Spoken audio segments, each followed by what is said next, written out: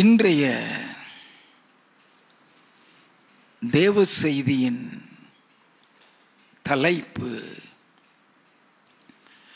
தேவனுடைய அழைப்பும் தெரிந்து கொள்ளுதலும் அவர் நடத்தும் பாதையும். 2 பேதுருவின் புஸ்தகம் 1வது அதிகாரம் 10வது வசனம். ஆகையால் சகோதரரே, உங்கள் அழைப்பையும் தெரிந்து கொள்ளுதலையும் உறுதியாக்கும்படி ஜாக்கிரதையாயிருங்கள். இவைகளை செய்தால் நீங்கள் ஒரு காலும் இடறி விழுவதில்லை. அப்போஸ்தலனாகிய பேதுரு தன்னுடைய நிருபத்தில் உங்கள் அழைப்பையும்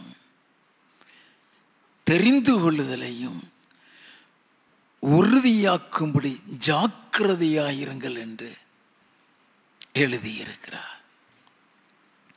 It's very, very important to confirm our calling. நல்லா கவனித்துக் கொள்ள வேண்டும். தேவனுடைய அழைப்பையும் தெரிந்து கொள்ளுதலையும் புரிந்து கொள்ளக்கூடிய ஒரு சூழ்நிலையில் அப்போஸ்தலனாகிய பேதுரு இல்லாதபடியினால்தான் இப்படி எச்சரிக்கிறார். நல்லா கவனித்துக் கொள்ள வேண்டும். ஒரு நபரை தேவனாகிய கர்த்தர் அழைக்கிறார் என்றால் அந்த நபரை உலக தோற்றத்திற்கு முன்பாகவே கிறிஸ்துவுக்குள் தெரிந்து கொண்டிருக்கிறார் என்று அர்த்தம். அப்படி தெரிந்து கொண்ட நபர் மீதுதான் ஒரு திட்டம் அல்லது ஒரு தரிசனம் தேவனாகிய கர்த்தர் வைக்கிறார். அவர் பேதுருவை எந்த சூழ்நிலையில் அழைத்தார் என்பதை நாம் முதலாவது தெரிந்து கொள்ள வேண்டும். ஏன் அழைப்பையும் தெரிந்து கொள்ளுதலையும் உறுதியாக்கும்படி ஜாக்கிரதையாயிருங்கள் என்று எச்சரிக்கிறார். எல்லாம் கவனித்துக் கொள்ள வேண்டும். லூக்கா எழுதினதான சுவிசேஷம் 5வது அதிகாரம் 4 முதல் 7 வசனங்களை வாசிக்க கேட்போம். அவர் போதகம் பண்ணி முடித்த பின்பு சீமோனை நோக்கி, ஆழத்திலே தள்ளி கொண்டு போய் மீன் பிடிக்கும்படி உங்கள் வலைகளை போடுங்கள் என்றார். அதற்கு சீமோன், ஐயரே, முழுவதும் நாங்கள் பிரயாசப்பட்டும் ஒன்றும் அகப்படவில்லை. ஆகிலும் உம்முடைய வார்த்தையின்படியே வலையை போடுகிறேன் என்றான். ராத்திரி முழுவதும் நாங்கள் பிரயாசப்பட்டோம், ஒன்று கூட அகப்படவில்லை. பேதுரு அந்த மீன் பிடிக்கிற தொழிலை செய்து அதன் மூலமாக சம்பாதித்து பிழைப்பை நடத்தி கொண்டிருக்கிறவன் இப்பொழுது ராத்திரி முழுவதும் ஒரு மீன் கூட அகப்படவில்லை. அப்படி ஒரு மீனும் அகப்படாம வலையை அலசி கொண்டிருக்கும் போது அவனை அழைக்கிறாரு. When he was dejected in life, when he was facing failure in his profession, நல்லா கவனிங்க, அந்த சூழ்நிலையில தான் அவனை அழைக்கிறார். அப்பதான் சொல்றான், ராத்திரி முழுவதும் போட்டுட்டாண்டவரே, ஒண்ணுமே ஆகப்படலை, ஆகிலும் உம்முடைய வார்த்தையின்படி போடுகிறேன். வாசிப்போம். அந்தபடியே அவர்கள் செய்து தாங்கள் வலை கிழிந்து போகத்தக்கதாக மிகுதியான மீன்களை பிடித்தார்கள். அப்பொழுது மற்ற படவில் இருந்த கூட்டாளிகள் வந்து தங்களுக்கு உதவி செய்யும்படிக்கு செய்கை காட்டினார்கள். அவர்கள் வந்து 2 படவுகளும் அமிழத்தக்கதாக நிரப்பினார்கள். பேதுருடைய வாழ்க்கையில அப்படி அவன் ஒரு மீனை பார்த்ததே கிடையாது. நல்லா கவனிக்க வேண்டும். அவன் எத்தனையோ வருஷம் மீன் பிடிக்கிற தொழில இருந்திருக்கலாம். அப்படி திரளான ஒரு மீன்கள், 2 படகு நிறையத்தக்க மீன்கள் பிடிக்கிறத அவன் வாழ்க்கையில காணல. அப்ப ஆண்டவர் ஏன் அதை செய்தாரு? அவர் யாருங்கிறத தெரிஞ்சுக்கொள்ள, அவர் யாருங்கிறதை தெரிந்து கொள்ள அந்த அற்புதத்தை செய்கிறார். வாசிப்போம். சீமோன் பேதுரு அதை கண்டு இயேசுவின் பாதத்தில் விழுந்து, ஆண்டவரே, நான் பாவியான மனுஷன், நீர் என்னை விட்டு போக வேண்டும் என்றான். அது உண்மையான ஒரு வார்த்தை. அவனுக்கு ஷாக் ஆயிட்டு, நான் பாவியான மனுஷன். அவர் ஒரு மீன் பிடிக்கிற தொழில் செய்து கொண்டிருக்கிற அவனை அழைத்தான் என்று மாத்திரம் நினைக்காதீங்க. அவன் ஒரு பாவியான மனுஷன். It is important to understand the calling of God. In what situation the God has called us for a mighty ministry. அல்ல தெரிந்து கொள்ள வேண்டும். நம்முடைய திறமையை பார்த்து அவர் அழைக்கிறது இல்லை. நம்முடைய செழுமையை பார்த்து அவர் அழைக்கிறது இல்லை. நம்முடைய படிப்பை பார்த்து அவர் அழைக்கிறது இல்லை. யாரை அழைக்கிறார்? படிக்காத பேதுரு,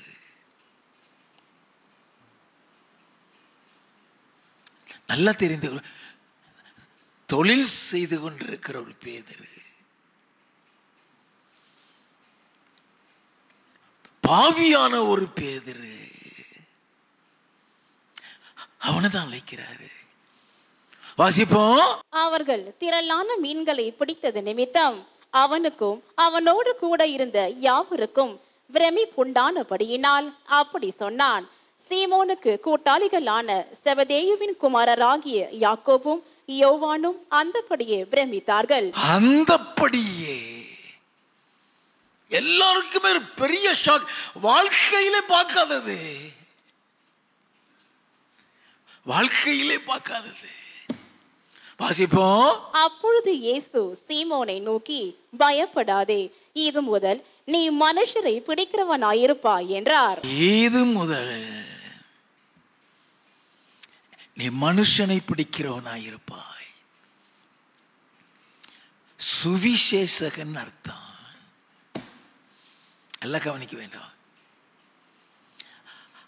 ஆண்டவர் சுவிசேஷன் அழைத்தா நீ சாகும் வரைக்கும் சுவிசேஷனா தான் இருப்பேன்னு நினைக்காத. The calling will change. எல்லாம் கவனித்துக் கொள்ள வேண்டும். இப்போ அவனை மீன் பிடிக்கிறவனை மனுஷரை பிடிக்கிறவனாக மாற்றுகிறார். ஒரு சுவிசேஷ ஊழியத்திற்கு அவனை அழைக்கிறார். வாசிப்போம். அவர்கள் படகுகளை கரையிலே கொண்டு போய் நிறுத்தி எல்லாவற்றையும் விட்டு அவருக்கு பின் சென்றார்கள். எல்லாத்தையும் விட்டுட்டு அவருக்கு பின்னால போயிட்டான். குடும்பத்தை பார்க்கல, அவன் வருமானத்தை பார்க்கல, அவன் செய்திருந்த தொழிலை பார்க்கல. ஒரு பாவியை அழைக்கிறாரே, அவனால என்ன செய்ய முடியும் கூட நினைக்கல. He immediately obeyed the call. எல்லாம் கவனிங்க. ஆனாலும் கூட அவனுக்கு அவன் இருதயத்தில் அந்த அழைப்பை குறித்து ஒரு சந்தேகம்.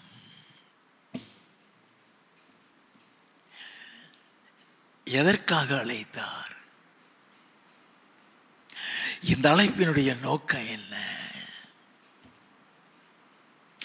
இந்த அழைப்பினால என்ன பிரயோஜனம்? நல்ல கவனிங்க. அவன் இருதயத்துக்குள்ள ஒரு டவுட். ஏன் உங்க அழைப்பை தெரிந்து கொள்வதை உறுதியாக்கும்படி ஜாக்கிரதையாயிருங்கள் என்று எழுதுகிறார். He himself had a doubt about his calling. எல்லாம் கவனித்துக் கொள்ள வேண்டும். அதனால அவன் ஆண்டவர்கிட்ட வந்து கேட்கிறான். மத்தேயு எழுதினதான சுவிசேஷம் 19வது அதிகாரம் 27வது வசனம். அப்பொழுது பேதுரு அவரை நோக்கி, இதோ நாங்கள் எல்லாவற்றையும் விட்டு உம்மை பின்பற்றினோமே. எல்லாவற்றையும் விட்டு உம்மை பின்பற்றினோமே, எங்களுக்கு என்ன கிடைக்கும் என்றான். என்னது? எங்களுக்கு என்னையா கிடைக்கும்? What is the benefit? நல்ல கவனிங்க. வேதத்துல பல ரகசியங்கள் மறைந்து கிடக்கு, நமக்கு தெரியாது. ஏன் அழைப்பு உறுதியாக்கப்படி சொல்றான்? கன்ஃபார்ம். வாசிப்போம். அதற்கு இயேசு, மறுஜன்ம காலத்திலே மனுஷகுமாரன் தம்முடைய மகிமையுள்ள சிங்காசனத்தின் மேல் வீற்றிருக்கும் போது என்னை பின்பற்றின நீங்களும் இஸ்ரவேலின் 12 கோத்திரங்களையும் நியாயம் தீர்க்கிறவர்களாக 12 சிங்காசனங்களின் மேல் வீற்றிருப்பீர்கள் என்று மெய்யாகவே உங்களுக்கு சொல்லுகிறேன். What was the answer? நல்ல கவனிங்க. அந்த அழைப்பினுடைய நோக்கமே பரலோகத்தை சுதந்தரிக்கிறது.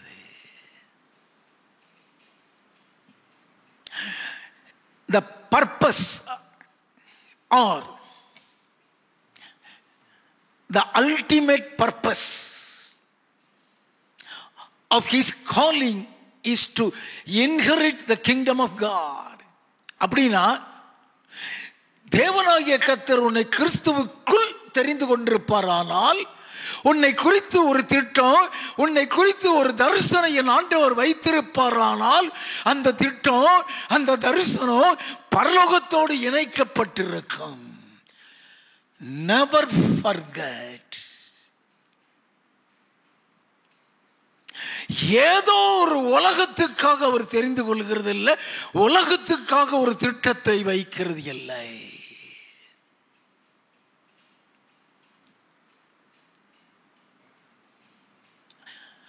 அப்ப ஆண்டவர் வைக்கிற அழைப்பு, திட்டம், தரிசனம் பரலோகத்தை சுதந்திரிக்க கூடிய காரியமாய் இருந்தா உன் அந்த அழைப்புல பிசாசு அவ்வளவு ஈஸியா நிலைத்திருக்க விட மாட்டான். நல்லா கவனிங்க. அந்த அழைப்புல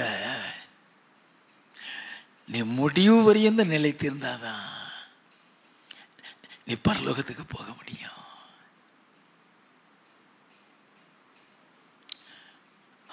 அதுக்கு முன்னால பல போராட்டங்களை கொண்டாடுவான். போது இந்த ஆவிக்குரிய வாழ்க்கைங்கிற எண்ணமே வந்துவிடும். நல்லா கவனிங்க. It's very important. The calling of God is very important. How to confirm his calling. அவருடைய அழைப்பை எப்படி உறுதி செய்கிறது நாம் தெரிந்து கொள்ள வேண்டும். லூக்கா எழுதின சுவிசேஷம் 22வது அதிகாரம் 31வது வசனத்தில் இருந்து, பின்னும் கர்த்தர், சீமோனே சீமோனே, இதோ கோதுமையை சுலகினால் புடைக்கிறது போல சாத்தான் உங்களை புடைக்கிறதற்கு உத்தரவு கேட்டுக் கொண்டான். யார? ரோட்ல போறவனியா? தெரிந்து கொள்ளப்பட்டவன, அழைக்கப்பட்டவன, பரலோகத்தில் உன்னத ஸ்தானத்தில் இருக்கக்கூடியவன,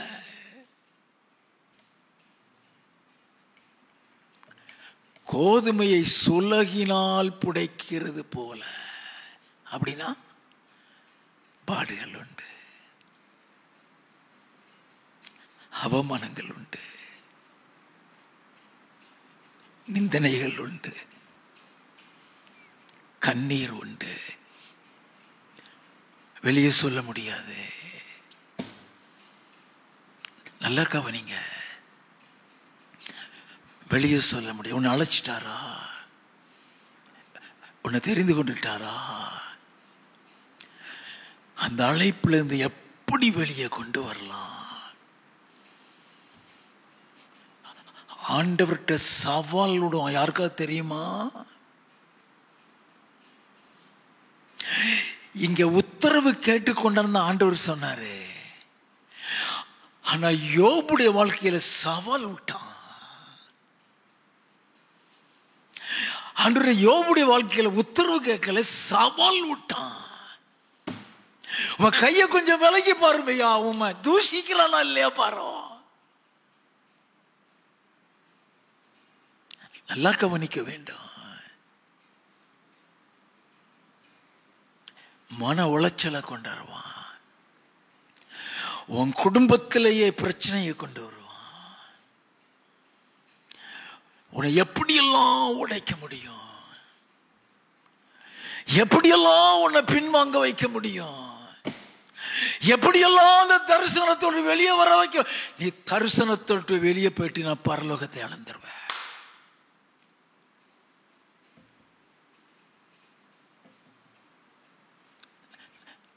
உன் வாழ்க்கைக்கும் நீ வாழ்ந்த வாழ்க்கைக்கும் உன்னுடைய சுபாவத்திற்கும் அவர் அழைத்த அழைப்பிற்கும் சம்பந்தமே இருக்காது. God's plan or God's vision in your life is beyond your comprehension. தேவனுடைய அழைப்பு, தேவனுடைய தரிசனம்ங்கிறது உன்னுடைய எண்ணத்திற்கு அப்பாற்பட்டது, உன் சிந்தனைக்கு அப்பாற்பட்டது. குப்பையில இருந்து தூக்கி கோபுரத்தில் தூக்கி வச்சிருவாரு. நல்லா கவனிங்க, வாசிப்போம். நானோ உன் விசுவாசம் ஒடிந்து போகாத படிக்கு உனக்காக வேண்டிக் கொண்டேன். நீ அப்பா விசுவாசம் ஒளிந்து போகாதுன்னா நீ ரட்சிப்பை விட்டு வெளியே போயிடாதபடி. அவன் டார்கெட்டே உன்னை ரட்சிப்பு விட்டு வெளியே வர வைக்கிறது தான். நல்லா கவனிங்க, சாதாரணமா தட்டிட்டு போயிடுவான். அதனால ஆண்டவருக்கு தெரியும் இந்த பேதுரு விழுந்துருவான், இந்த பேதுரு காணாம போயிடுவான். ஆண்டவருக்கு நல்லாவே தெரியும். He is not a strong person in the Lord.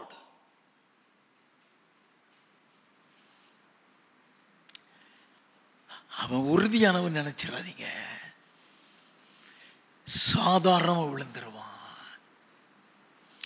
ஆனா அவனை தான் தலைவனா வச்சிருக்கிறாரு. அதனால உன் விசுவாசம் ஒளிந்திராதபடி நான் உனக்காக வேண்டி இருக்கிறேன்ப்பா. வாசிப்போம். நீ குணப்பட்ட பின்பு உன் சகோதரி ஸ்திரப்படுத்து என்றார். நீ குணப்பட்ட பின்பு உன் சகோதரி ஸ்திரப்படுத்து என்றார். அதற்கு அவன், ஆண்டவரே, காவலிலும் சாவிலும் உம்மை பின்பற்றி வர ஆயத்தமா இருக்கிறேன் என்றான். எப்படி? அது பொய் இல்லை, அதை டபாக்கிறது இல்லை, அது அவன் இருதயத்தில் உள்ள விருப்பத்தை சொல்றான். எல்லாத்தையும் விட்டுட்டு வந்தவன், குடும்பத்தையும் தொழிலையும் உறவினர் எல்லாரையும் விட்டுட்டு வந்தவன் நம்பிதான் வருகிறான், எல்லாத்தையும் வெறுத்துதான் வருகிறான். அதனாலதான் சொல்கிறான், காவலா இருந்தாலும் சாவா இருந்தாலும் உண்மை விட மாட்டான் ஆண்டவரே. நம்மளும் அப்படிதான் நினைக்கிறோம், நம்மளும் அப்படிதான் நினைக்கிறோம். ஆனா போராட்டங்கள் வரும் பொழுது, பயங்கள் வரும் பொழுது, திகில்கள் வரும் பொழுது சோர்ந்து போயிரையா. நல்லா கவனித்துக் கொள்ள வேண்டும்.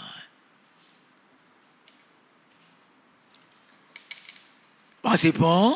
அவர் அவனை நோக்கி, பேதுருவே, இன்றைக்கு சேவல் கூவுகிறதற்கு முன்னே, இன்றைக்கு சேவல் கூவுகிறதற்கு முன்னே நீ என்னை அறிந்திருக்கிறதை 3 தரம் மறுதலிப்பா என்று உனக்கு சொல்லுகிறேன் என்றார். 3 தரம் மறுதலிப்பாயப்பா. அவர் இருதயத்தை அறிந்து வைக்கிறவர். பிசாசுக்கின்ற தந்திரங்கள்ல ஒண்ணு, உன் இருதயத்துக்குள்ள ஒரு பயத்தை கொடுப்பான், உன் இருதயத்துக்குள்ள ஒரு கவலையை கொடுப்பான், உன் இருதயத்துக்குள்ள ஒரு வெறுப்பு அல்லது ஒரு டிஜெக்ஷன் கொடுப்பான், அல்லது உன் இருதயத்துக்குள்ள அவிசுவாசத்தை கொடுப்பான்.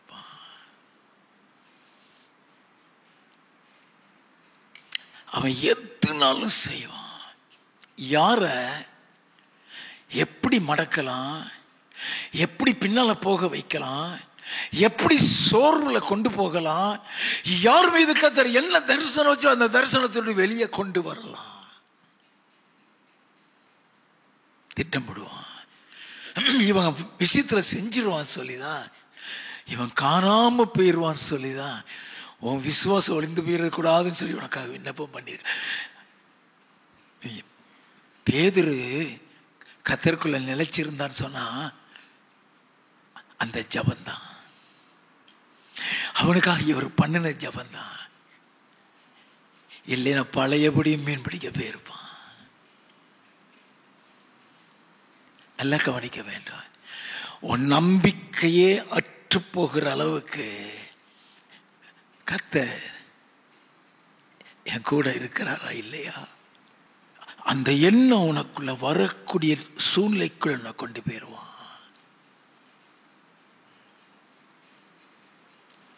நல்லா கவனிங்க. 56வது வசனத்தில் இருந்து, அப்பொழுது ஒரு வேலைக்காரி அவனை நெருப்பொண்டையிலே உட்கார்ந்திருக்க கண்டு அவனை உற்று பார்த்து, இவனும் அவனோடு இருந்தான் என்றாள். இவனும் அவனோடு இருந்தான். சாதாரண வார்த்தை. வாசிப்போம். அதற்கு அவன், ஸ்திரீயே, அவனை அறியேன் என்று மறுதளித்தான். அவனை அறியேன் என மறுதளிப்பான்னு சொல்லிட்டாரே, அவருக்கு தெரியுமே. 3 தடவை அப்படி மறுதளிக்கிறான். 3 தடவை அவர் சொன்னது மாதிரி. 60வது வசனத்தில் இருந்து, அதற்கு பேதுரு, மனுஷனே, நீ சொல்லுகிறதை அறியேன் என்றான். அவன் இப்படி சொன்ன உடனே சேவல் கூவிற்று. அந்த சேவல் கூவுறதுக்கு முன்னால 3 தடவை மறுதளிச்சு. வாசிப்போம். அப்பொழுது கர்த்தர் திரும்பி பேதுருவை நோக்கி பார்த்தார். என்ன அர்த்தம்? என்னப்பா, காவலிலும் சாவிலும் விட மாட்டேன்னு சொன்னியே,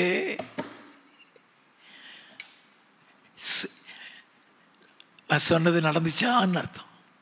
வாசிப்போம். சேவல் கூவுகிறதற்கு முன்னே நீ என்னை 3 தரம் மறுதளிப்பாய் என்று கர்த்தர் தன்னிடத்தில் சொன்ன வசனத்தை உடனே பேதுரு நினைவு கூர்ந்து வெளியே போய் மனம் கசந்து அழுதான். ஏன் அழுதான் தெரியுமா?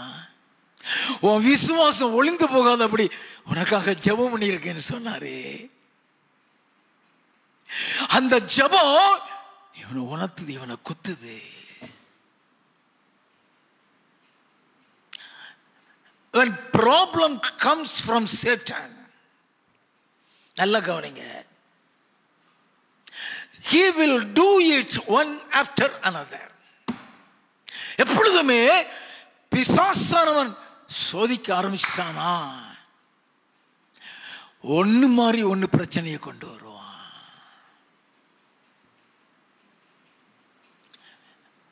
அதனாலதான் இயேசு கிறிஸ்து சொன்னார், முடிவு பரியந்த நிலைத்திருக்கிறவனே ரட்சிக்கப்படுவான். யோவான் எழுதின சுவிசேஷம் 21வது அதிகாரம் 3வது வசனம். சீமோன் பேதுரு மற்றவர்களை நோக்கி, மீன் பிடிக்க போகிறேன் என்றான். அதற்கு அவர்கள், நாங்களும் உம்முடனே கூட வருகிறோம் என்றார்கள். தாம் ஒருத்தலாம் போறது பார்த்தாலும் கூட எல்லாத்தையும் கூட்டிட்டு போறான். இயேசு உயிர்த்தெழுந்த பின்பு நடக்கிற சம்பவம் நல்லா கவனிக்க வேண்டும்.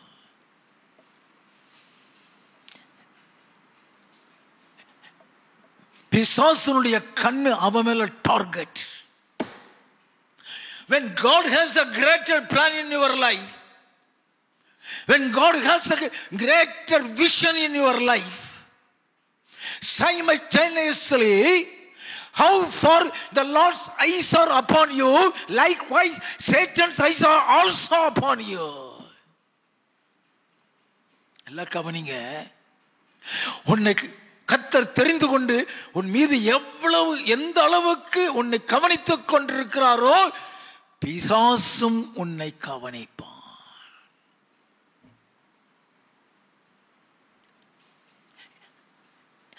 அவனுக்குள்ள ஒரு அவிசு முதல்ல பயத்தை கொடுத்தா. இயேசுவை சிலுவையில் அறைஞ்ச உடனே பயத்தை கொடுத்து தான் மறுதலிக்கிறான். செத்து 1 நாள் ஆச்சு, 2 நாள் ஆச்சு, ஆளக்கானோம். அவன் நம்பிக்கையெல்லாம் போயிருச்சு. அவிசுவாசத்தை கொடுப்பான். அவனுடைய திட்டமே தேவ பிள்ளைகளுடைய இருதயத்தில் இருக்கிற நம்பிக்கை அல்லது விசுவாசத்தை எடுத்துருவான். என்னை அழைச்சது உண்மையா? என்னை தேவன் தெரிந்து கொண்டது உண்மையா? அப்படின்னா ஏன் எனக்கு இந்த பாடு, ஏன் எனக்கு இந்த உபத்திரம் நீ நினைக்கலாம். இடுக்கமான வாசல் வழியாதான் நீ போக முடியும். மீன் பிடிக்க போகிறேன். வாசிப்போம். அவர்கள் புறப்பட்டு போய் உடனே படவேறினார்கள். அந்த ராத்திரியிலே அவர்கள் ஒன்றும் பிடிக்கவில்லை. அதே அனுபவம். கலப்பையில கை வச்சிட்டியா, நீ பின்னிட்டு பார்க்க முடியாது. நீ வச்சதுக்கு அப்புறம் பின்னிட்டு போனீன்னா எல்லாமே தோல்வியை சந்திக்கணும்.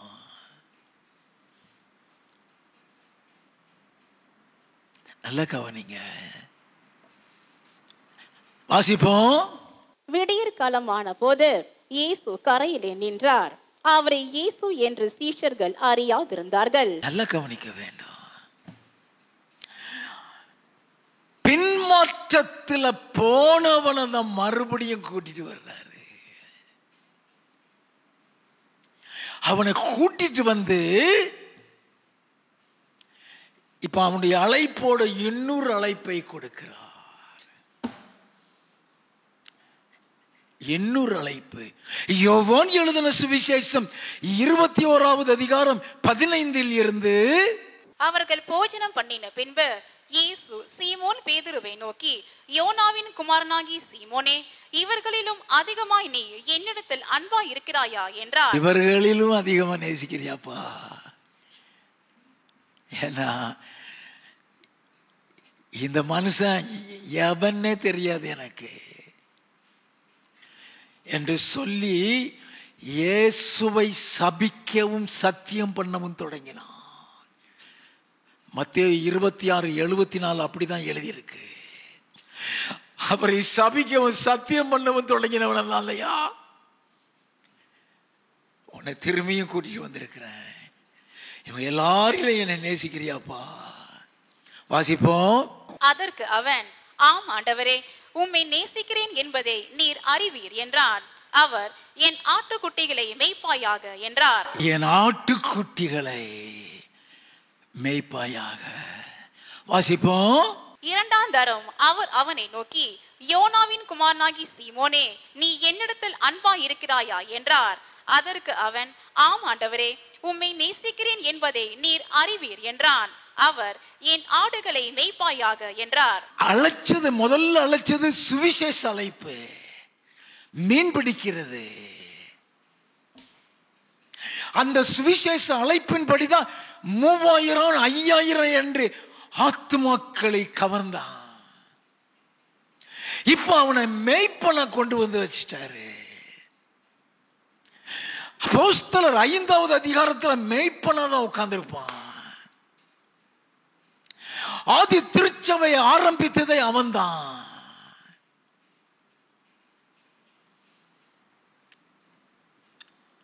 சுவிசேஷம் அவன், மேய்ப்பன அவன். அப்போஸ்தலர் 5 வாசிங்கன்னா அவன் ஒரு தீர்க்கதரிசி.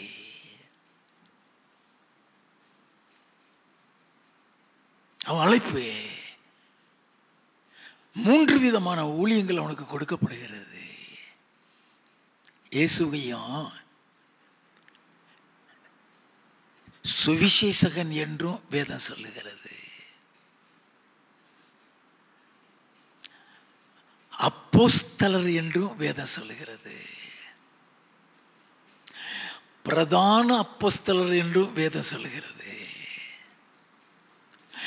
மேய்ப்பர் என்றும் வேதம் சொல்லுகிறது. பிரதான மேய்ப்பர் என்றும் ஒரு வேதம் சொல்லுகிறது. தீர்க்கதரிசி என்றும் வேதம் சொல்லுகிறது. அதே மாதிரி பேதுருவுக்கு ட்ரைனிங் கொடுப்பாரு. எந்த தரிசனமும் ட்ரைனிங் இல்லாம நிறைவேறாது. எல்லாம் எழுதி வச்சிடுங்க. தேவனுடைய எந்த தரிசனமும் ட்ரைனிங் இல்லாம நிறைவேறாது. அவர் உன்னை ட்ரைனிங் பாதையில கொண்டு போகும் பொழுது நீ எப்படி நடக்கிறன்னு பாப்பாரு.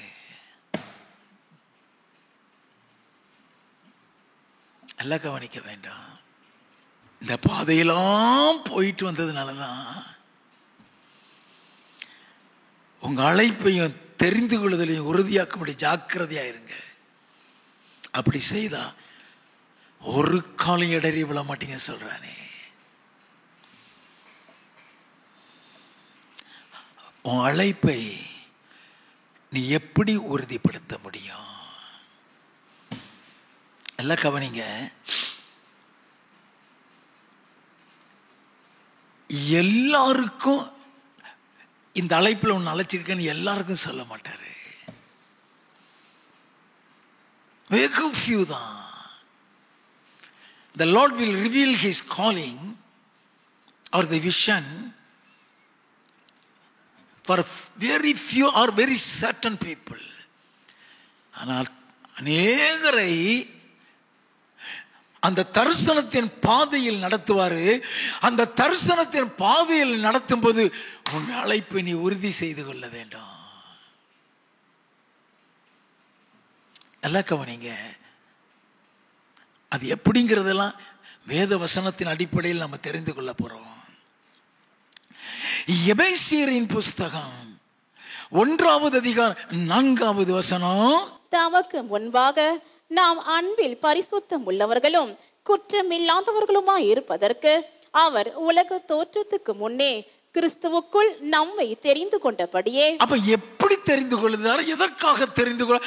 அவருக்கு முன்பாக அன்பில் பரிசுத்தம் உள்ளவர்கள் குற்றமற்றவர்களுமாய் இருப்பதற்கு. அப்படின்னா அந்த பரலோகத்தில் அவருக்கு முன்பாக நீ போய் நிக்கணும்னா நீ குற்றமற்றவனாக இருக்கணும், அன்புள்ளவனா இருக்கணும். அப்ப உன்னை நடத்துகிற தரிசனத்தின் பாதை உன்னை குற்றமற்றவனாக அன்புள்ளவனாக மாற்றுகிற பாதை.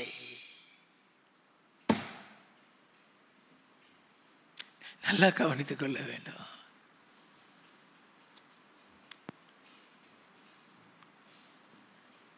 Never be dejected or disappointed when you go through sufferings one after another. உன் வாழ்க்கையில நீ பிரச்சனைக்கு மேல பிரச்சனைகள்ல போகும் பொழுதெல்லாம் சோர்ந்து போயிடாத. நீ எந்த பிரச்சனையில, நீ எந்த சூழ்நிலையில, எந்த கண்ணீரின் பாதையில நீ போனாலும் கர்த்தர் உன்னை விட்டு விலகவே மாட்டார். கர்த்தர் உன்னை கைவிடவே மாட்டார். நல்ல கவனி. என் ஆண்டவர் உன் மேல் அன்பு காட்டாம இருக்க மாட்டார்.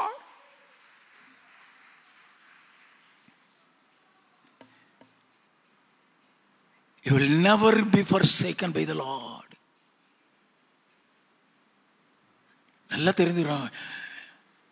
நம்ம மனிதனை பார்த்து தான் நம்ம ஏமாந்து போயிடுறோம். We expect love from others, but we don't get it. That's why we are disappointed and dejected. நல்லா கவனித்துக் கொள்ள வேண்டும்.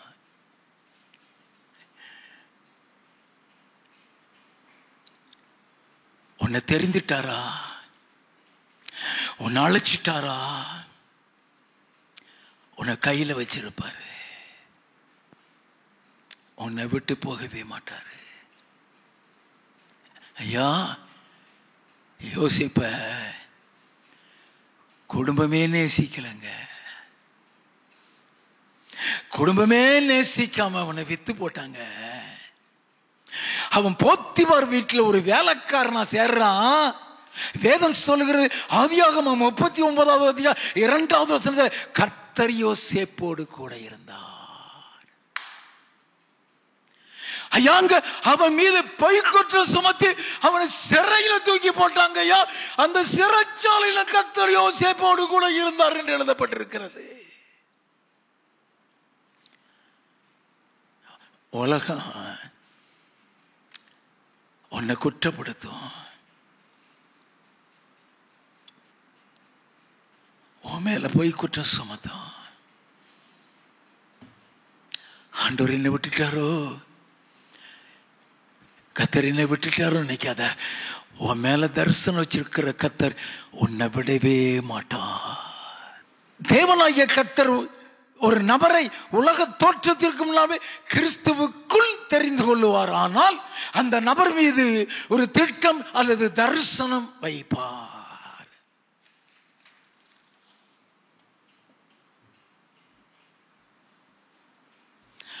அந்த திட்டம் அல்லது அந்த தரிசனம் உலகத்துக்காகவோ உலக பிரகாரமாகவோ இருக்காது. அது பரலோகத்தோடு இணைக்கப்பட்டிருக்கும். உன்னை குறித்த ஒவ்வொரு காரியமும் பரலோகத்தோடு கூட இணைக்கப்பட்டிருக்கும்.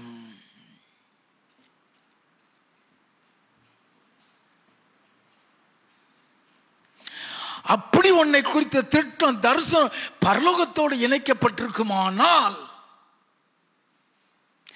நீ ஒரு பரலோகவாசி. நீ பரலோகத்துக்காக தெரிந்து கொள்ளப்பட்டவன், தெரிந்து கொள்ளப்பட்டவள். நீ உலகத்துக்காக உருவாக்கப்படல.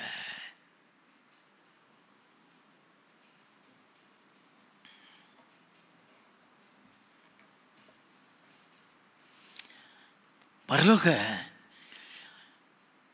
தரிசனம், பரலோக திட்டம் நம் மீது வைப்பாரானா பரலோகத்தை சுதந்திரிக்கிற குணத்தை நம்முடைய எதிர்பார்ப்பாரு. அவருக்கு முன்பாக அன்பில் பரிசுத்தம் உள்ளவர்களும் குற்றமற்றவர்களுமாய் இருப்பதற்கு உலக தோற்றத்திற்கு முன்னாலே கிறிஸ்துவுக்குள் தெரிந்து கொண்டார் என்று தானே எழுதப்பட்டு. அப்படின்னா உண்ட பரிசுத்தம் எதிர்பார்ப்பாரு, உண்ட அன்பு எதிர்பார்ப்பாரு. ஆனா நம்ம யாருமே அவர் எதிர்பார்க்கிற சுபாவத்தில் உள்ளவங்க அல்ல. நல்ல கவனிங்க. அவர் நம்மை அழைத்த அழைப்பிற்கும் நம்ம வாழ்க்கைக்கும் நம்முடைய சுபாவத்திற்கும் சம்பந்தமே இருக்காது.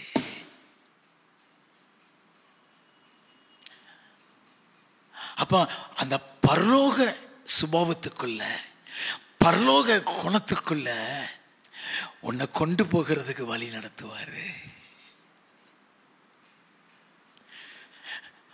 அப்படி வழி நடத்த ஆரம்பிச்சிட்டாருன்னா that's the evidence to confirm your calling.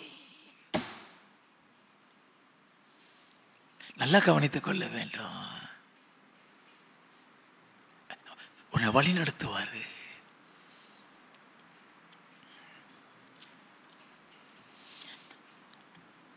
ஆண்டவர் நம்மளை அழைச்சிருக்கிறாருன்னு நம்ம பெருமைப்பட்டுவே முடியாது. ஏன்னா அவர் எதிர்பார்க்கிற எந்த தகுதியும் எந்த குணமும் நம்ம யார்கிட்டுமே இருக்காது. வேதத்தை நீங்க வாசித்தீங்கன்னா தெரியும். தெரிந்து கொள்ளப்பட்ட யாருடைய வாழ்க்கையும் அந்த தரிசனத்துக்கு ஏற்ற வாழ்க்கை இருக்காது. அந்த வாழ்க்கைக்குள்ள நீ வரும்படியான பாதையில் உன்னை நடத்துவாரு.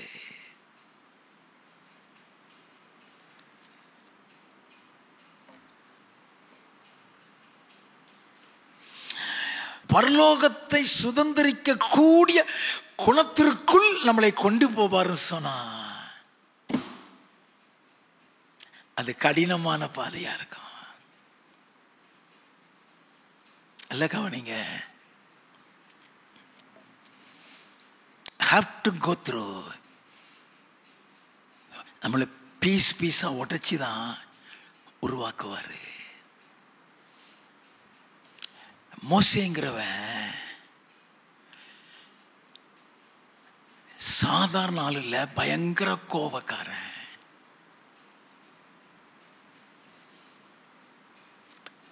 பேசவே மாட்டான், அடிதான். ஆனா அந்த கோபக்காரனை வச்சுதான் 6 லட்சம் பேரை வெளியே கொண்டு வர்றாரு.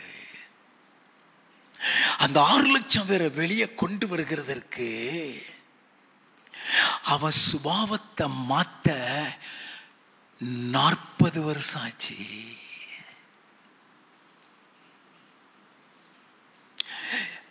எப்படிப்பட்ட சுபாவத்துக்குள்ள அவனை மாத்தினார் தெரியுமா? இயேசுவை போல.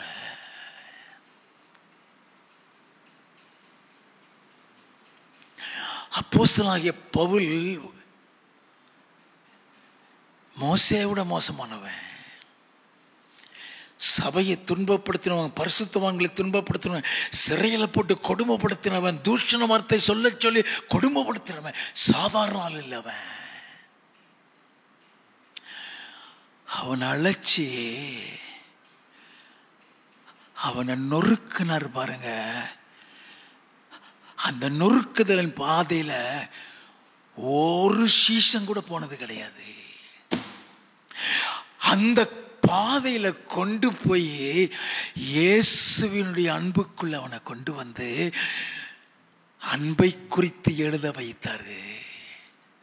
அதே பவுல் தான் புதிய ஏற்பாட்டின் 3/4 நிருபங்களை எழுதினவன். நல்லா கவனிங்க, நீ சில கடினமான பாதையில நீ போகும் பொழுது சோர்ந்துராத. உன் ஆண்டவர் கைவிட்டுட்டாரு நினைச்சிடாத. உன்னை வெறுத்துட்டாரு நினைச்சிடாத. உன்னை உருவாக்கி கொண்டு வருகிறார்.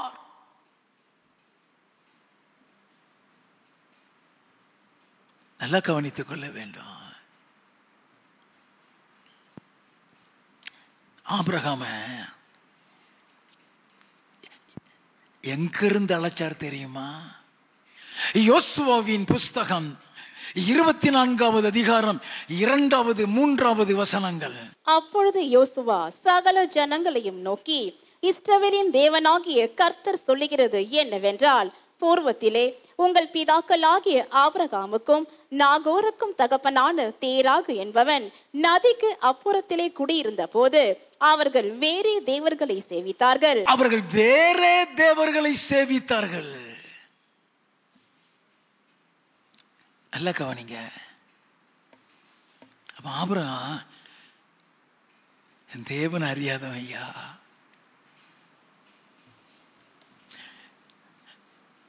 வேற தேவர்களை வழிபட்டவன். இந்த தேவனுடைய எந்த காரியமுமே அவனுக்கு தெரியாது. ஆனா அவன் அவர் வச்சிருக்கிறது பரலோகம். அவனுடைய அழைப்பு பரலோகம். ஒரு உன்னதமான அழைப்புக்குள்ள அவனை கொண்டு வர்றாரு. நல்ல கவனிங்க. It's very important to understand the life of Abraham. வாசிப்போம். நான் நதிக்கு அப்புறத்தில் இருந்த உங்கள் தகப்பனாகிய ஆபிரகாமை அழைத்து கொண்டு வந்து அவனை கானான் தேசமெங்கும் சஞ்சரிக்க செய்து அவன் சந்ததியை திரட்சியாக்கி அவனுக்கு ஈசாக்கை கொடுத்தேன். நல்ல கவனிங்க. அந்த புறச்சாதியிலிருந்து அழைச்சேன்னு சொன்னார் இல்லையா? எப்படி அழைச்சாரு தெரியுமா? Tough. The calling of Abraham is very tough. வாப்பான்னு பேதுருவை அழைச்சது மாதிரிலாம் அழைக்கல. என் பின்ன வாருங்க, உங்களை மனுஷரை பிடிக்கிறவங்க ஆக்க பேதுருவை பார்த்து சொன்னாரே. அப்படிப்பட்ட அழைப்பு இல்லையா ஆபிரகாமை அழைத்தது? ஆதியாகமம் 12வது அதிகாரம் 1வது வசனம். கர்த்தர் ஆபிராமை நோக்கி, நீ உன் தேசத்தையும் உன் இனத்தையும் உன் தகப்பனுடைய வீட்டையும் விட்டு புறப்பட்டு நான் உனக்கு காண்பிக்கும் தேசத்துக்கு போ. நான் உன்னை பெரிய ஜாதியாக்கி உன்னை ஆசீர்வதித்து உன் பேரை பெருமைப்படுத்துவேன். நீ ஆசீர்வாதமாயிருப்பாய். உன்னை ஆசீர்வதிக்கிறவர்களை ஆசீர்வதிப்பேன், உன்னை சபிக்கிறவனை சபிப்பேன். பூமியில் உள்ள வம்சங்கள் எல்லாம் இதான் தரிசனம், இதான் அவனுடைய அழைப்பு, இதான் அவனுடைய அழைப்பு. பூமியில் உள்ள வம்சம் எல்லாம் உனக்குள் ஆசீர்வதிக்கப்படும் என்றார். அதுதான் ஆபிரகாமுடைய அழைப்பு. அந்த அழைப்பை குறித்து ஆபிரகாமுக்கெல்லாம் தெரிஞ்சிருக்க சான்ஸே கிடையாது.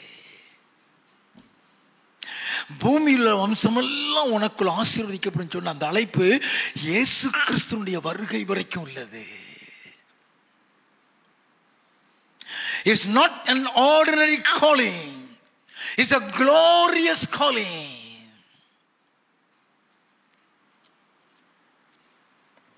நல்லா கவனிக்க வேண்டும். சந்ததி சந்ததியாய் வரக்கூடிய ஒரு அழைப்பு. ஆதியாகமம் 22வது அதிகாரம் 17-18.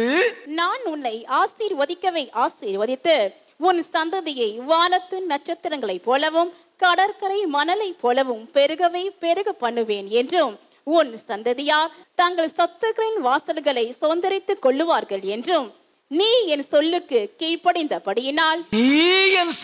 கீழ்ப்படிந்தபடியினால் உன் சந்ததிக்குள் பூமியில் உள்ள சகல ஜாதிகளும் ஆசீர்வதிக்கப்படும் என்றும். பூமியில் உள்ள சகல ஜாதிகள் ஆசீர்வதிக்கப்படும்.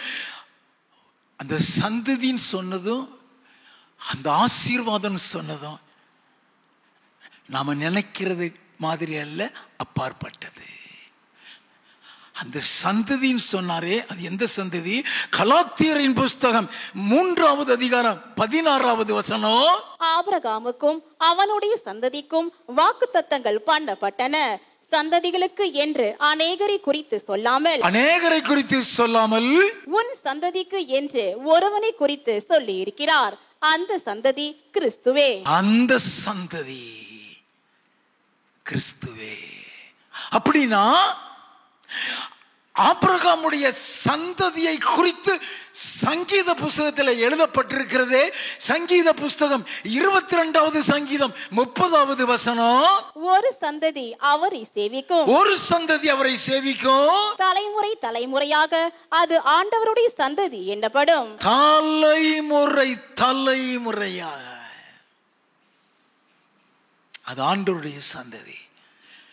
இன்னைக்கு இங்க உட்கார்ந்து இருக்கிற அத்தனை பேரும் ஆண்டவருடைய சந்ததி. நல்ல கவனிங்க. சந்ததி சந்ததியா அது ஆண்டவருடைய சந்ததி. அப்படின்னா உன் சந்ததி என்று அநேகரை குறித்து சொல்லாமல் ஒரு சந்ததி சொன்னார். அந்த சந்ததி கிறிஸ்துவே. அந்த கிறிஸ்து மூலமாய் ரட்சிக்கப்படுகிறவர்கள் தான் ஆண்டவருடைய சந்ததி. அதை குறித்து சங்கீத புஸ்தகம் 72வது சங்கீதம் 17வது வசனத்தை எழுதப்பட்டு வாசிப்போம். அவருடைய நாமம் என்றென்றைக்கும் இருக்கும். சூரியன் உள்ள மட்டும் அவருடைய நாமம் சந்தான பரம்பரையாய் நிலைக்கும். மனுஷர் அவருக்குள் ஆசீர்வதிக்கப்படுவார்கள்.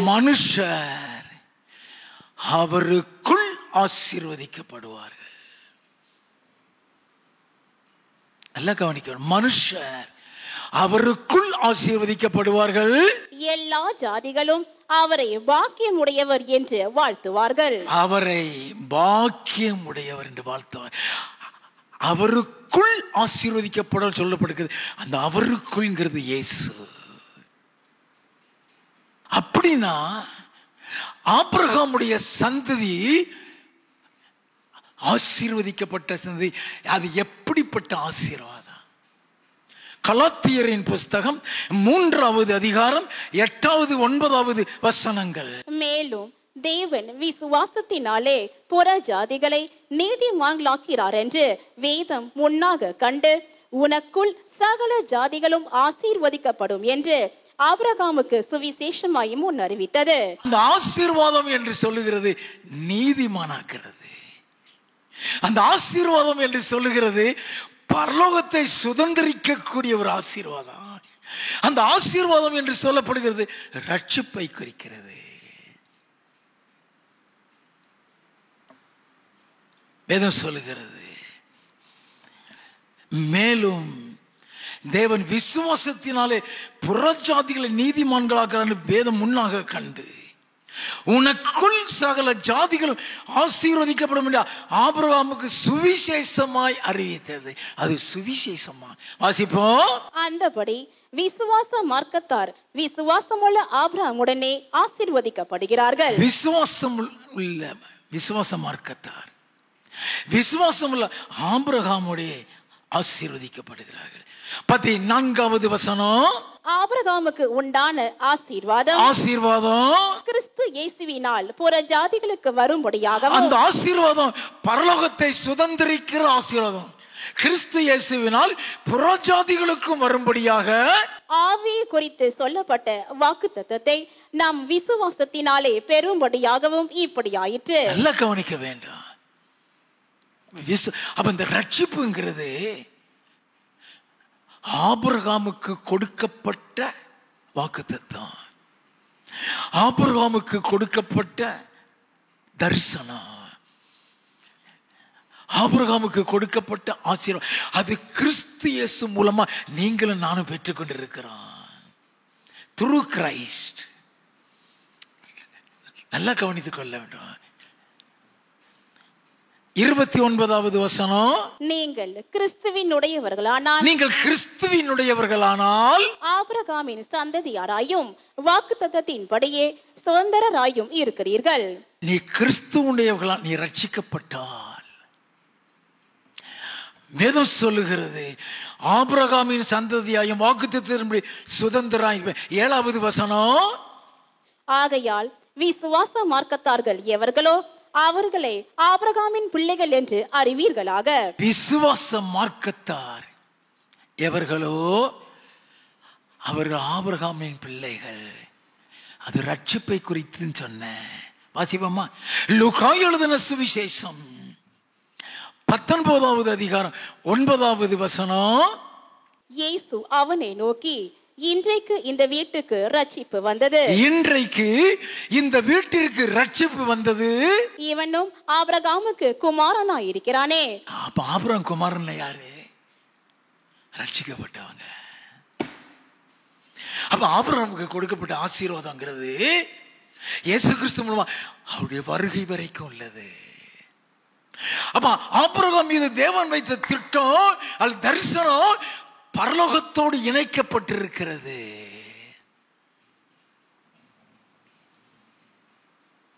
நல்லா கவனிங்க. ஆபிரகாமுடைய பிள்ளைகள். அதே தானே கலாத்தியர் 3:7 வாசித்தோம். நல்லா கவனித்துக் கொள்ள வேண்டும். இதைத்தான் சந்ததி சந்ததியாய் அவர் ஆண்டவருடைய சந்ததி என்று அழைக்கப்படுவார் சொல்லப்பட்டது. ஆபிரகாமை அழைத்த அழைப்போ, ஆபிரகாம் மீது வைத்த தரிசனமோ ஆபிரகாமோடு முடிஞ்சு போகிறதல்ல, இயேசு கிறிஸ்துனுடைய வருகை வரைக்கும் உள்ளது. அவனுக்கு கொடுக்கப்பட்ட வாக்குத்தத்தத்தின்படிதான் நீங்களும் நானும் இயேசு கிறிஸ்து மூலமாய் ரட்சிக்கப்பட்டு இந்த சபையில் வந்து உட்கார்ந்து இருக்கிறோம். அப்படின்னா ஆபிரகாமுடைய அழைப்பு பரலோகத்தோடு இணைக்கப்பட்டிருக்கிறது. அவன் உலக ஆசீர்வாதத்தை நம்பி வெளியே வரவில்லை. நல்லா கவனிங்க. ஆபிரகாமை பார்த்து உன் வீட்டையும் உன் ஜனத்தையும் சொந்த வீட்டையும் வெளியில வான்னு சொன்னாரே, அப்படி சொல்லும் பொழுது அவன் உலகத்தை நம்பியோ உலக ஆசீர்வாதத்தை நம்பியோ வெளியே வரல. அப்படின்னா ஆபிரகாம் எதை நம்பி வெளியே வந்தான்? எபிரேயரின் புஸ்தகம் 11வது அதிகாரம் 8 முதல் 10 வசனங்கள். விசுவாசத்தினாலே ஆபிரகாம் தான் சுதந்திரமாக பெற போகிற இடத்திற்கு போகும்படி அழைக்கப்பட்ட போது கீழ்ப்படிந்து தான் போகும் இடம் இன்னதென்று அறியாமல் புறப்பட்டு போனான். தான் போகிற இடம் என்னதென்று அறியாமல் புறப்பட்டு போனான். எங்க போறன்னு தெரியாது. ஏன் போனா? வாசிப்போம். விசுவாசத்தினாலே அவன் வாக்குத்தத்தம் பண்ணப்பட்ட தேசத்திலே பரதேசி போல சஞ்சரித்து அந்த வாக்குத்தத்தத்திற்கு உடன் சொந்தராகிய ஈசாக்கோடும் யாக்கோபோடும் கூடாரங்களிலே குடியிருந்தான். ஏனெனில் தேவன் தாமே கட்டி உண்டாக்கின அஸ்திவாரங்கள் உள்ள நகரத்துக்கு அவன் காத்திருந்தான். தேவன் தாமே கட்டி உண்டாக்கின அஸ்திவாரங்கள் உள்ள நகரம். தேவ பிள்ளைகளே, நல்லா கவனிங்க. உன்னை அழைச்சிட்டாரா? உன்னை தெரிந்து கொண்டுட்டாரா? உன் மேல திட்டம் தரிசனம் வைக்கிறாரா? அது பரலோகத்தோடு இணைக்கப்பட்டிருக்கும். எந்த ஊழியம் செய்தாலும் சரி, அது உலகத்துக்காக அல்ல, அது பரலோகத்துக்காக. இயேசு கிறிஸ்து சொன்னார். லூக்கா எழுதின சுவிசேஷம் 10வது அதிகாரம் 1வது வசனத்தில் இருந்து, இவைகளுக்கு பின்பு கர்த்தர் வேறு 70 பேரை நியமித்து 70 பேரை நியமித்து, நல்லா கவனிங்க, 70 பேரை நியமித்து தாம் போகும் சகல பட்டணங்களுக்கும் இடங்களுக்கும் அவர்களை தமக்கு முன்னே 2 பேராக அனுப்பினார். அவர்கள் அது தரிசனத்தின் பாதை, ட்ரைனிங். ஒரு ட்ரைனிங் கொடுக்கிறார். ஒரு 70 பேரை அனுப்புறாரு. அந்த 70 பேர் வந்து ஆண்டவர்கிட்ட திருப்பி வந்து சொல்லுவாங்க. அதுக்கு அவர் என்ன பதில் சொல்லுவார்? 17வது வசனத்தில் இருந்து, பின்பு அந்த 70 பேரும் சந்தோஷத்தோடு திரும்பி வந்து, ஆண்டவரே, உம்முடைய நாமத்தினாலே பிசாசுகளும் எங்களுக்கு கீழ்ப்படுகிறது என்றார்கள். அவர்களை அவர் நோக்கி சாத்தான் மின்னலை போல வானத்தில் இருந்து விழுகிறதை கண்டேன். இதோ சர்ப்பங்களையும் தேள்களையும் மிதிக்கவும் சத்ருவினுடைய சகல வல்லமையும் மேற்கொள்ளவும் உங்களுக்கு அதிகாரம் கொடுக்கிறேன். நல்ல கவனிங்க. நீ வெறும் பிசாசு ஓடுறத பத்தி தான் நீ சந்தோஷப்பட்டு இருக்கிற. அதை விட அதிகமான வல்லமை உனக்கு கொடுத்திருக்கிறேன். சர்ப்பமும் தேளும் ஒண்ணு. அதுக்கு அர்த்தம், சாத்தான் உன்னை ஒண்ணுமே செய்ய முடியாது. சாத்தான் உன்னை ஒண்ணுமே செய்ய முடியாது. அந்த வசனத்துக்கு அர்த்தம் அதை சொல்லிட்டு சொல்றார். வாசிப்போம். ஒன்றும் உங்களை சேதப்படுத்த மாட்டாது. ஆகிலும் ஆவிகள் உங்களுக்கு கீழ்ப்படிதற்காக நீங்கள் சந்தோஷப்படாமல் உங்கள் நாமங்கள் பரலோகத்தில் எழுதி இருக்கிறதாக சந்தோஷப்படுங்கள் என்றார். எனது உங்க நாமம் பரலோகத்தில் எழுதப்பட்டிருக்கும். நல்ல கவனிங்க. உன் தரிசனம் அங்க இணைக்கப்படுகிறது. உன் அழைப்பு அங்க இணைக்கப்படுகிறது. நீ என்ன ஊழியம், என்ன தேவனுடைய திட்டத்தை நீ செய்தாலும் அது பரலோகத்தில் இணைக்கப்படுகிறது.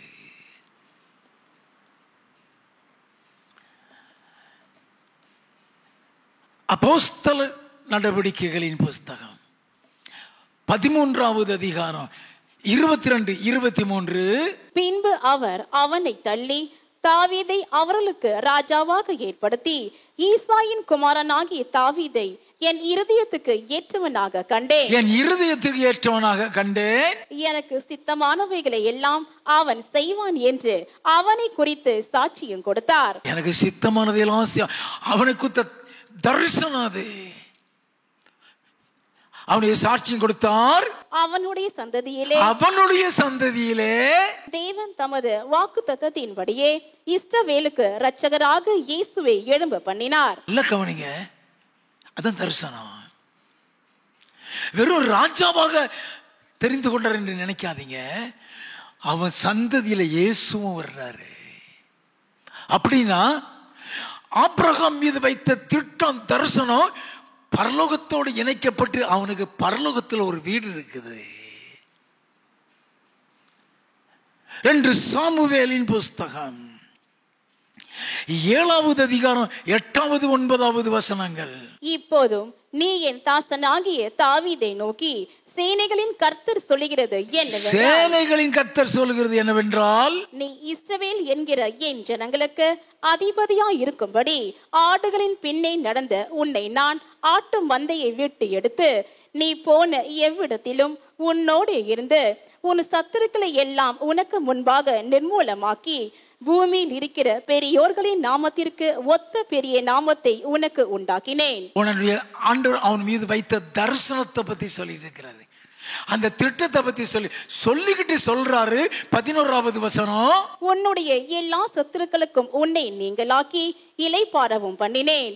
இப்போதும் கர்த்தர் உனக்கு வீட்டை உண்டு பண்ணுவார் என்பதை கர்த்தர் உனக்கு அறிவிக்கிறார். கர்த்தர் உனக்கு வீட்டை உண்டு பண்ண, அது பரலோக வீடு.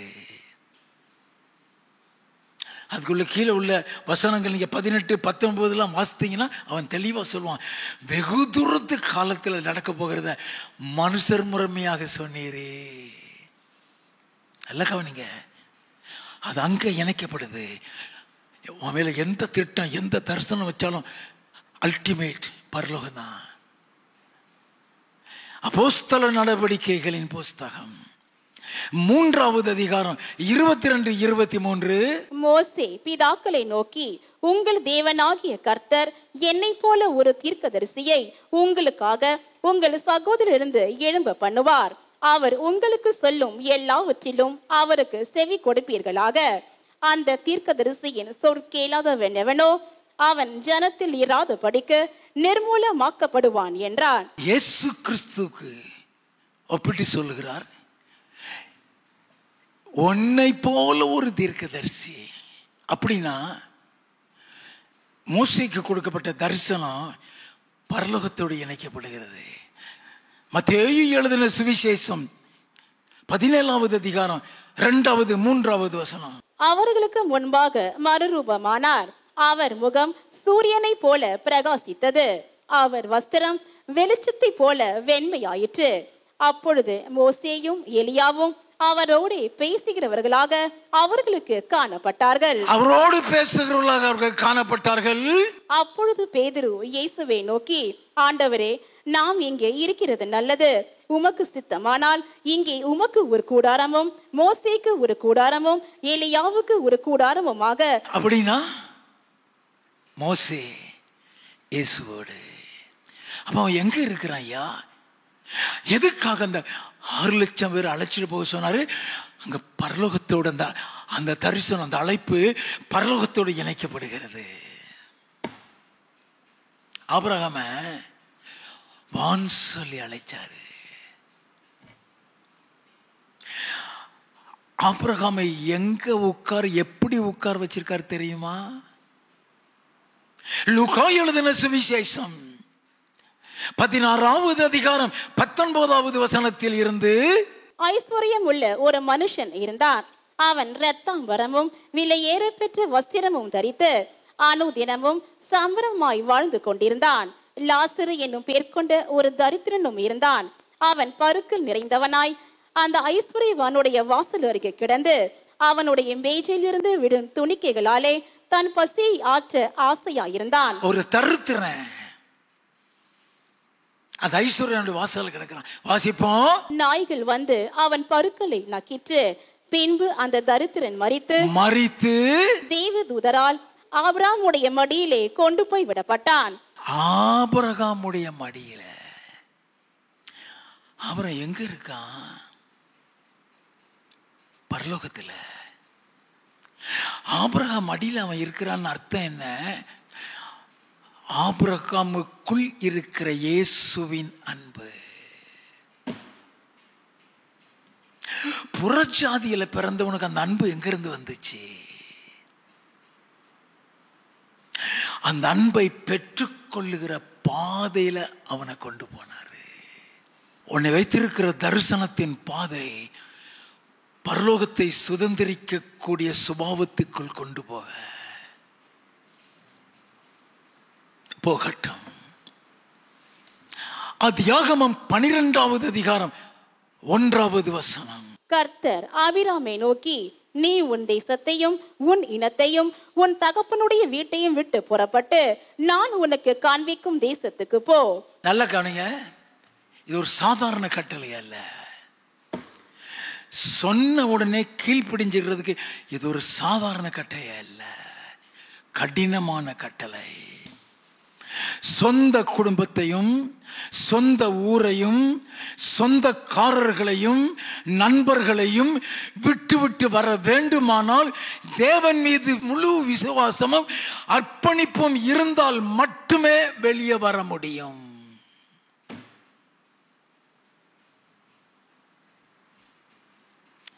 ஆபிரகாம் உலகத்தின் ஆசீர்வாதத்துக்காக வெளியே வரல. அங்க பரலோகத்தில் கட்டப்பட்டிருந்த அஸ்திபாரம் உள்ள நகரத்துக்காக வெளியே வந்திருக்கிறான். நல்லா கவனிங்க, அவன் வெளியே வந்த நோக்கமே பரலோக சிந்தை. எப்படியாவது பரலோகத்துக்குள்ள போய்விட வேண்டும். எல்லாத்தையும் விட்டுவிட்டு தன்னை அர்ப்பணிச்சு வர்றான். அநேக நேரங்கள்ல ஆண்டவருடைய அழைப்பு நமக்கு புரியாது. எல்லாரும் கவனிங்க, உன்னை சொந்த ஊரை விட்டு வெளியே கொண்டு வந்துட்டாரா? நீ தெரிந்து கொள்ளப்பட்டவன், தெரிந்து கொள்ளப்பட்டவள், உன்னை குறித்து தரிசனம் வைத்திருக்கிறார்.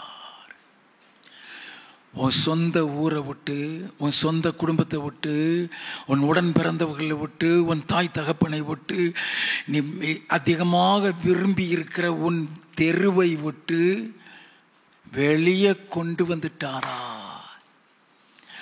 உன்னை குறித்து திட்டம் வைத்திருக்கிறார், உன்னை குறித்து தரிசனம் வைத்திருக்கிறார்.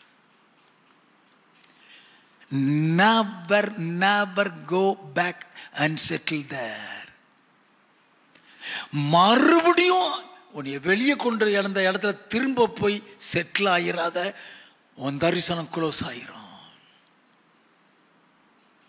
வெளியே கொண்டு வந்துட்டாரா? கொண்டு வந்ததுதான். உன் சொந்த ஊருக்கு போகலாம், பார்க்கலாம், வந்துடணும். கல்யாணமா போகலாம், நல்லது கெட்டதா போகலாம், யாருக்கு சுகவீனமா போய் பார்க்கலாம். திரும்ப போய் அங்க செட்டில் ஆயிட்டியா, அதோடு உன் தரிசனம் முடிஞ்சிடும்.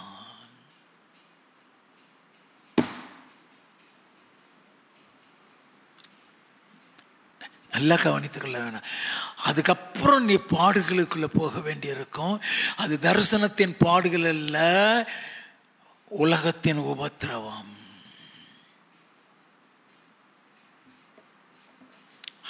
அப்புறம் எல்லாத்தையும் விட்டுறான்.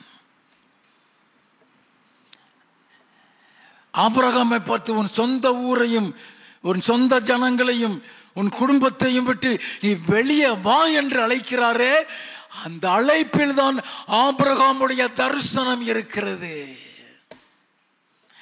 அந்த அழைப்பில் தான் ஆபிரகாமுடைய விசுவாசமும் தேவ அன்பும் மறைந்து கிடக்கிறது. அந்த அழைப்பில் தான் அர்ப்பணிப்பு இருக்கிறது. நல்லா கவனித்துக் கொள்ள வேண்டும். அந்த அழைப்பில் தான் ஆபிரகாமுக்கும் தேவனுக்கும் உள்ள உறவு இருக்கிறது. அந்த அழைப்பில் தான் ஆபிரகாமுடைய கீழ்ப்படிதல் இருக்கிறது.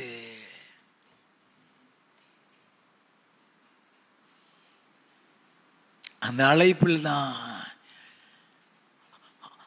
ஆபிரகாமுடைய பரலோக என்ட்ரியே இருக்கிறது. வெளியே கொண்டு வந்துதான் போதிப்பாரு.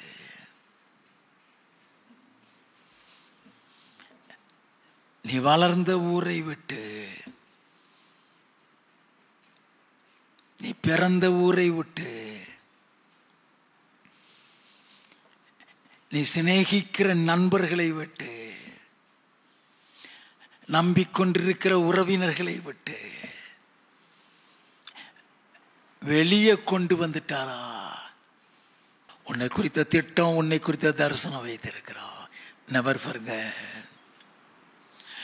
This is one of the confirmation that the Lord has a vision in your life. உன் வாழ்க்கையில தேவன் ஒரு திட்டம் அல்லது தரிசனம் வைத்திருக்கிறார் என்பதை அறிந்து கொள்ளக்கூடிய ஒரு கன்ஃபர்மேஷன். அழைப்பையும் தெரிந்து கொள்ளுதலையும் உறுதியாக்கும்படி ஜாக்கிரதையா இருங்கள் என்று சொன்னாரு. எப்படி நீ உறுதியாக்குறது? உன்னை வெளியே கொண்டு வந்துட்டாரா? நீ அழைக்கப்பட்டவன், நீ தெரிந்து கொள்ளப்பட்டவன். தேவனாகிய கர்த்தர் பரலோகத்தை சுதந்திரிக்க கூடிய ஒரு சபையில் உன்னை கொண்டு வந்து வைக்கிறாரா? உன்னை குறித்து ஒரு தரிசனம் வைத்திருக்கிறார். எதேச்சாதிகாரமாகவோ யாரோ சொல்லி அப்படிப்பட்ட சபையில வந்து நீ உட்கார்ந்து இருக்கிறாயா? உன்னை குறித்த திட்டம், உன்னை குறித்த தரிசனம் வைத்திருக்கிறார். உன்னை பரலோகத்துக்கும் நரகத்துக்கும் கூட்டிட்டு போயிட்டு வந்துட்டாரா? உன்னை குறித்து தரிசனம் வைத்திருக்கிறார். உன்னை குறித்து திட்டம் வைத்திருக்கிறார். ஒரு கிறிஸ்தவ ஆர்கனைசேஷன்ல உன்னை வேலைக்கு வச்சிருக்கிறாரா? உன்னை குறித்து திட்டம், தரிசனம் வைத்திருக்கிறார். இது எல்லாம் உன்னுடைய அழைப்பை உறுதிப்படுத்தவே, வச்ச இடத்துல இருந்து உன்னை எப்படி வெளியே கொண்டு போலான்னு பிசாசு கெங்கிரித்து கொண்டிருப்பான். உன் தரிசனம் வெளியே போயிட்டு முடிஞ்சிடும். நல்லா கவனிங்க. இந்த பாதையில எல்லாம் தேவனாய் கர்த்தர் என்னை வழி நடத்தினார். எனக்கு அது தரிசனத்தின் பாதையும் தெரியாது. பாரம்பரிய சபையில தான் இருந்தேன், ஆவிக்குரிய சபையில இல்லை. இயேசுவை பற்றி அதிகமா தெரியாது. திருநெல்வேலி மாவட்டத்தில் கிராமத்தில் பிறந்தவனை பாளையங்கோட்டையில் படிக்க வச்சு டிகிரி முடிக்க வச்சாரு. டிகிரி முடிக்க வச்சு 7-8 வருஷம் வேலை இல்லாமல் ஆக்கி, என்னை எம்டி ஆக்கி, என்னால் எதுவுமே ஆகாதுங்கிற சூழ்நிலை வரைக்கும் என்னை கொண்டு வந்து கர்த்தர் மெட்ராஸை பற்றி எனக்கு தெரியாது, இந்த சென்னைக்கு கொண்டு வந்து நீங்கள் உங்கள் மத்தியில் நிற்க வச்சிருக்கிறாரு. அல்லேலூயா.